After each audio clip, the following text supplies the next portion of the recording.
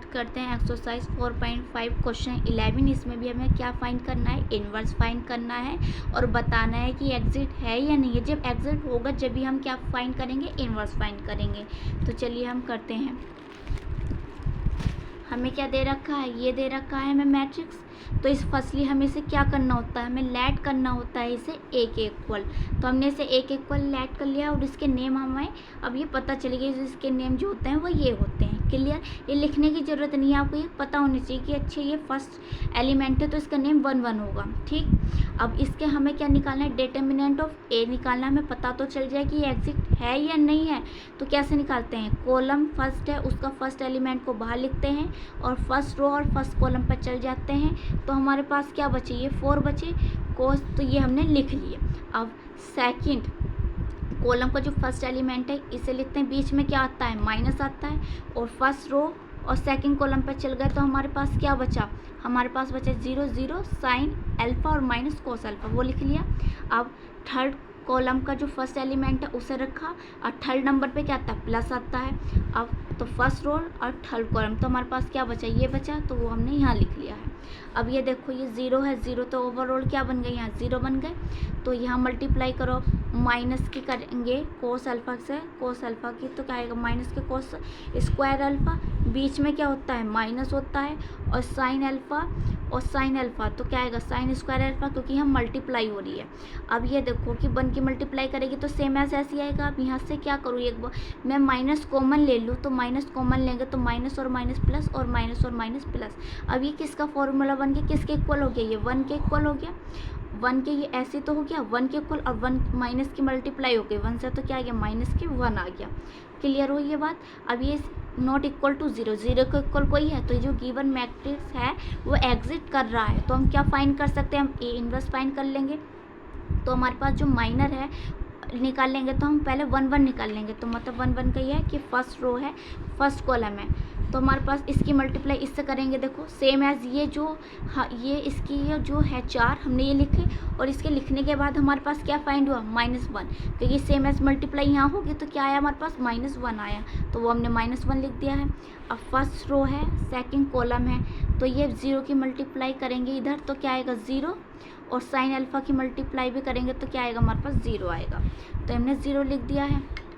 अब first row है और थर्ड कॉलम है, फर्स्ट रो है थर्ड कॉलम है, इधर भी हमारे पास क्या बनना है 0, तो यहाँ भी हमने क्या लिखा है 0 लिखा है। अब यहाँ सेकंड रो है और फर्स्ट कॉलम है, सेकंड रो है फर्स्ट कॉलम है, इधर की मल्टीप्लाई इधर करेंगे तो 0 और इधर की मल्टीप्लाई करेंगे इधर भी हमारे पास क्या आएगा 0, तो हमने ये 0 लिखा। अब सेकंड रो है और सेकेंड ही कॉलम है, तो 1 की मल्टीप्लाई करेंगे माइनस कोस अल्फा से, तो क्या आएगा माइनस के कोस अल्फा। 0 की मल्टीप्लाई 0 से करेंगे तो क्या आएगा 0।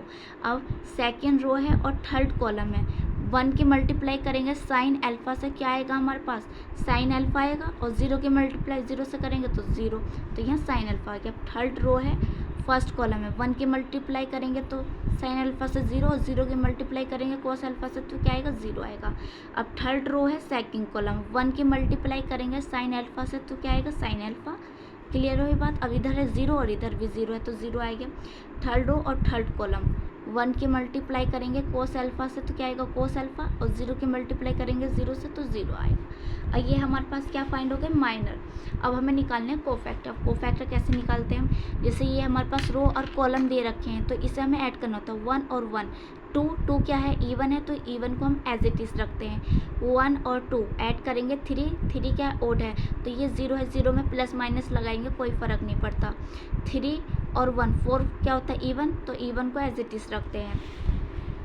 अब यहाँ हमारे पास ये क्या है 2 और 1, 3 है, तो 3 क्या है, ओड है, तो 0 है, अब 0 को हम एज इट इज़ रखेंगे। 2 और 2 4 है, 4 क्या है, इवन है, तो इवन को हम एज इट इज़ रखते हैं। माइनस के कोस अल्फा को माइनस के कोस अल्फा रखा।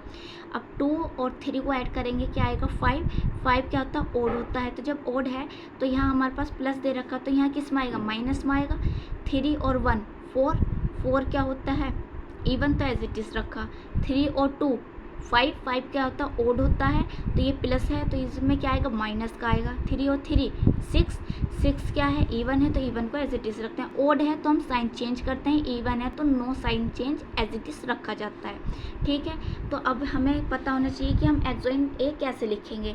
हमारे पास जो है ये वो कितनी रो है, 3 रो है, तो हमें कैसे चूज़ करना पड़ेगा, 3 3 के हमें क्या बनाने पड़ेंगे, पेयर बनाने पड़ेंगे। देखो ये 3 बनाए और ये 3 बनाए, तो हम इसे कैसे लिखते हैं, इसे हम लिखेंगे यहाँ, देखो एक्सोइंट ए को हम लिखेंगे यहाँ, ये 3 है तो यहाँ कैसे लिखा जाएगा, ये माइनस के 1 0 0। क्लियर हुआ है। अब यहाँ देखो ये हमारे पास है 0 minus cos alpha minus sine alpha, तो 0 minus cos alpha minus sine alpha.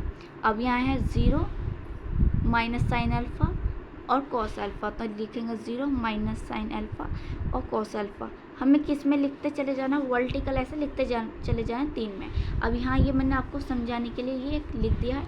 अब ये देखो माइनस ए इनवर्स जब निकाल लेंगे तो हमारे पास फॉर्मूला आता है 1 अपॉन डिटर्मिनेंट ऑफ ए एक्सोइंट ए। तो डिटर्मिनेंट ऑफ ए हमारे पास क्या निकल का है, -1 निकल का आया है, और एक्सोइंट ए ये है, यही तो हमने फाइंड किया है, तो वो हमने यहाँ लिखा है। ठीक है, अब -1 की मल्टीप्लाई आप अंदर करना चाहो तो कर सकते हो। जो माइनस है वो क्या बन जाएगा, प्लस, और जो प्लस है वो क्या बन जाएगा, माइनस बन जाएगा। तो ये हमारा आंसर आ गया है। वीडियो को लाइक करें, शेयर करें और सब्सक्राइब करें चैनल को।